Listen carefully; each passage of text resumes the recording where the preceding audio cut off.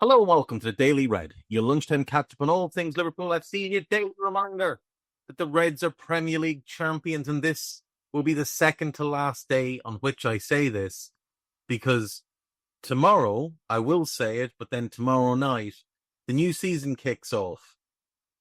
And hopefully quite quickly, we'll get back to it being your daily reminder that the Reds are top of the league.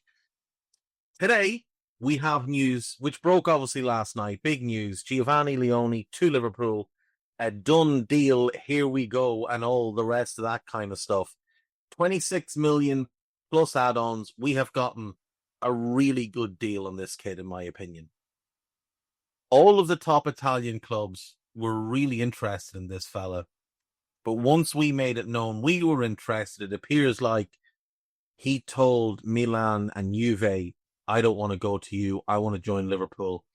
For us to be able to go into Italy and pluck one of the biggest talents that they have is massive. It's obviously not to the scale of going into Germany and taking Florian Wirtz. But Italians don't tend to like to leave the motherland. They tend to want to stay where they are. So it is a major thing that we've been able to go and secure this kid. He is, for his age, he is right up there as one of the best around. You'd obviously be looking at someone like Pau Gubarsi as the sort of the best centre back of that age. But Leone's right there in the next group. He's a huge talent, and I think he's going to surprise people this season. He's already dominant in the air. Physically, he is an absolute monster.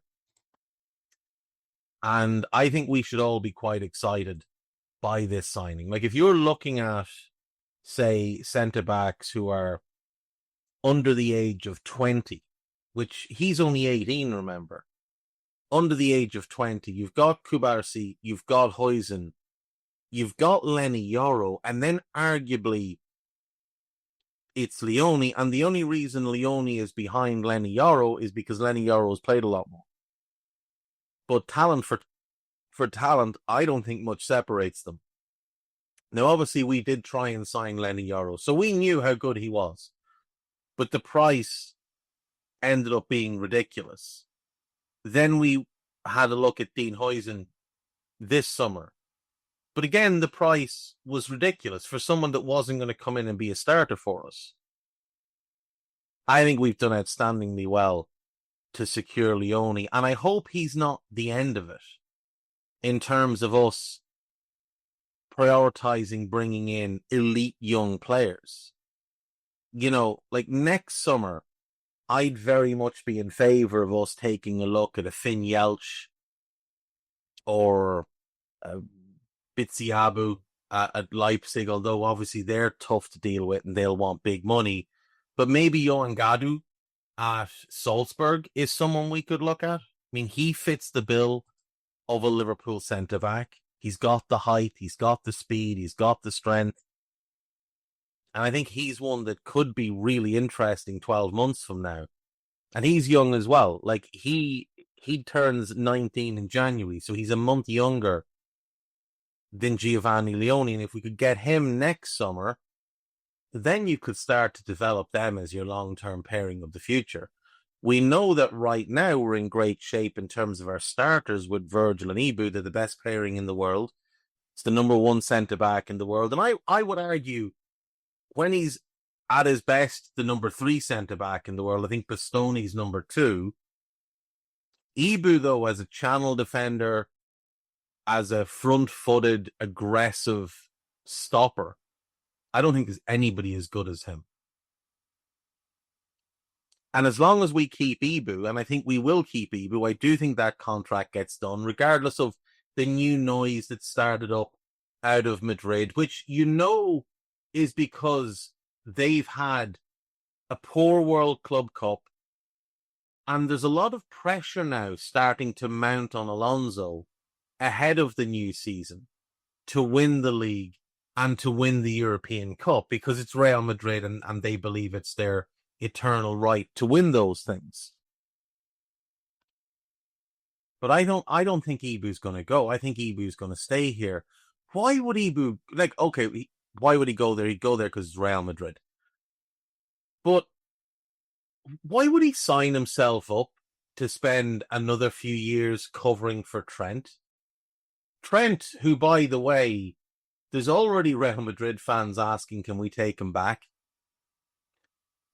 They're just fed up of him because he just won't defend.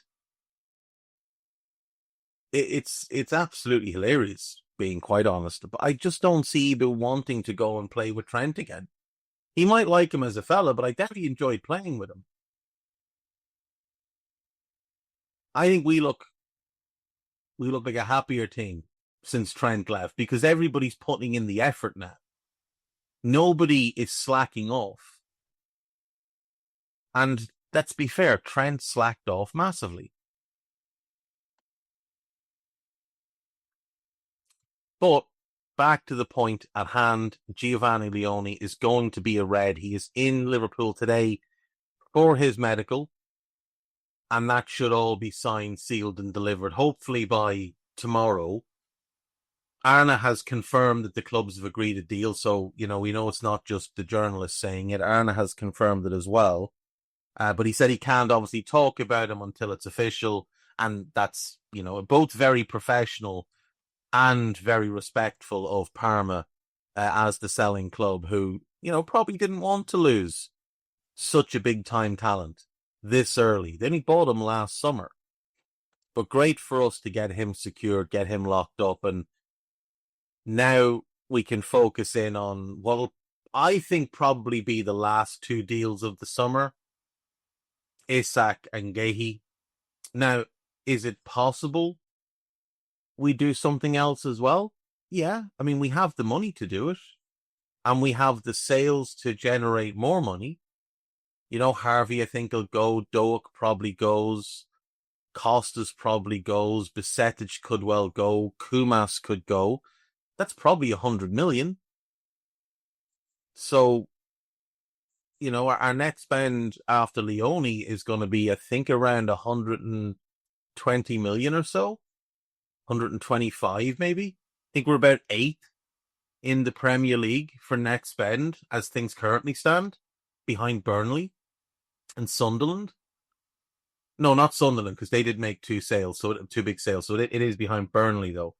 But it just goes to show how well we've done in this window, that we've brought in the players we've brought in for such a low net figure, and we're still chasing England's best centre-back and arguably the world's best number 9. And I think we're going to land both of them. I think the Gehi stuff that came out yesterday is merely a bit of posturing, largely from him, the player. When he says, because let's backtrack a little bit. Steve Parish said, yeah, we'll have to sell him because we can't let him leave for free. So he puts it out there, we have to sell him. We come in with 30 million rising to 35, which I think is a fair price given he's got 1 year left in his deal. I think it's a good price for us and a fair price for them.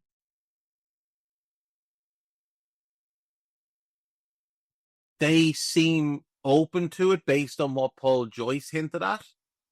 And then all of a sudden, they maybe have a little change of heart and think, okay, we need to get a little bit more here. We need to extract a little bit more on this one. And he turns around and says, okay, great, you're not going to sell me to Liverpool. I'll just sit and wait and join them on a free next summer.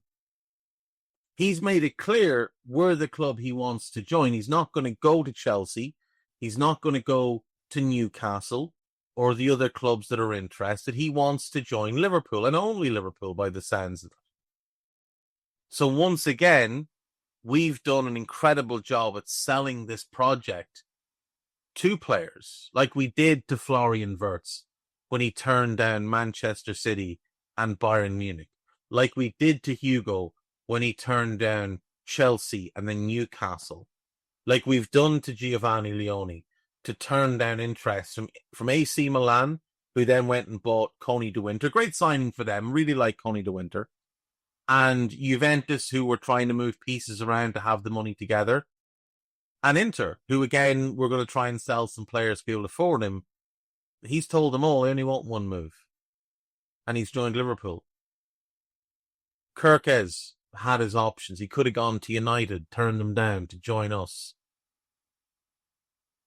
It seems like we've just put together an absolute masterclass in selling the vision to these players. Isak only wants us as well.